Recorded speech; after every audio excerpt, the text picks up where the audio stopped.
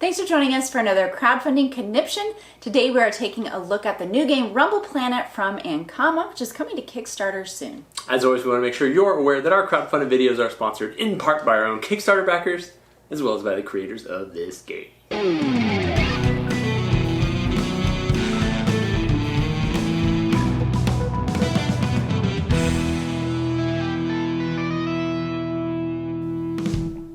Hey gang, thanks for joining us at Tanger Mouse Studio 3. I'm Will Meadows. And I'm Sara Meadows. Today we're checking out a prototype of the game Rumble Planet from Anakama Games. They've brought us games like Draftosaurus, Tales of Glory, and Crossmaster Arena. This new Battle Royale game is for 2 to 5 players and takes about an hour to play. In Rumble Planet, players will take on the role of contestants who are competing in a deadly popularity contest. It's a chaotic take on the Battle Royale genre, but in this game there's no player elimination. The game features a lot of popular video game style mechanics that you're familiar with, like picking up loot boxes and crafting weapons. Why don't we go ahead and jump in and take a look at how it's played. To set up the game, you'll lay out the main board with its 3-dimensional platforms. You'll put out the loot boxes and teleport markers based on the scenario you're playing, and you'll shuffle each of the different decks of cards. Each player will take an equipment track board, select a mini, and take a corresponding heroic item card. You'll set up the health and prestige tracker board, and you'll build your feat deck, and then you'll reveal the first 3 cards. Then you're ready to teleport in. In this game, players will be attempting to maneuver strategically across the board, picking up loot and adding to their backpacks as they go around and then ultimately attack one another for prestige points. Each player's turn will consist of 3 different phases.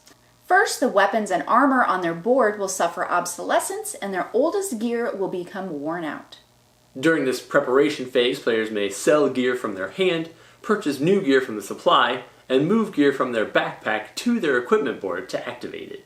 In the next phase, players can move and then attack, or attack and then move. And then in the final phase, players will reveal what loot they've managed to collect during their turn, and they'll reap the rewards. Finally, you'll check to see if you've achieved any of the revealed feats, and then it's the next player's turn. Players will duke it out, respawn, level up, and play until one player has managed to collect 18 prestige points and claim the victory on Rumble Planet.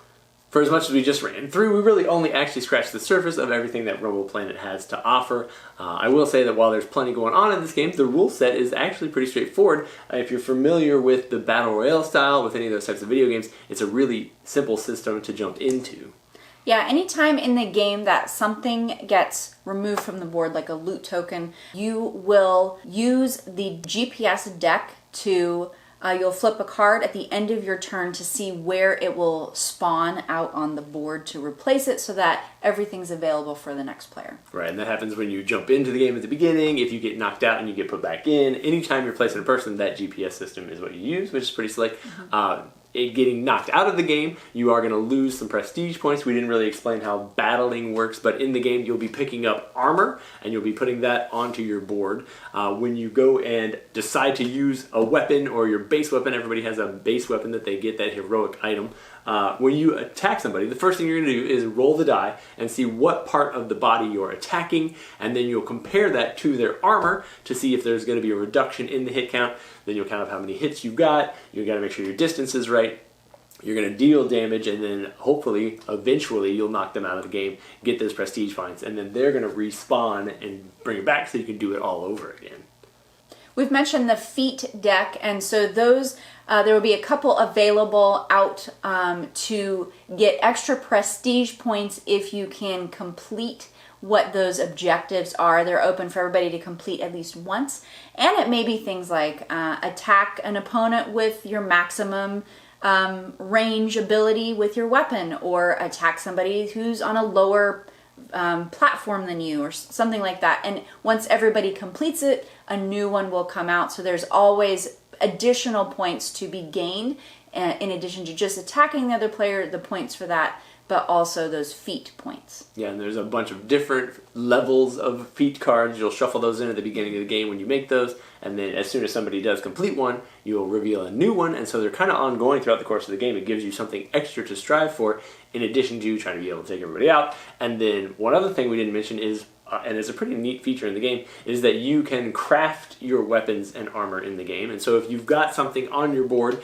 and you want to, and whether it's full or not, you can play an additional card from your hand on top of one of your previously played cards. And that allows you to collect whatever immediate bonus might be on the card that you play. Plus, it's going to actually power up your weapon. So you can make a banana splitter rebound bow that'll give you whatever the top card's ability is, plus 2 extra bonus attack, which is going to make it a whole lot more effective against your opponent's armor. There's plenty more we could cover. One more thing I will mention is the terrain.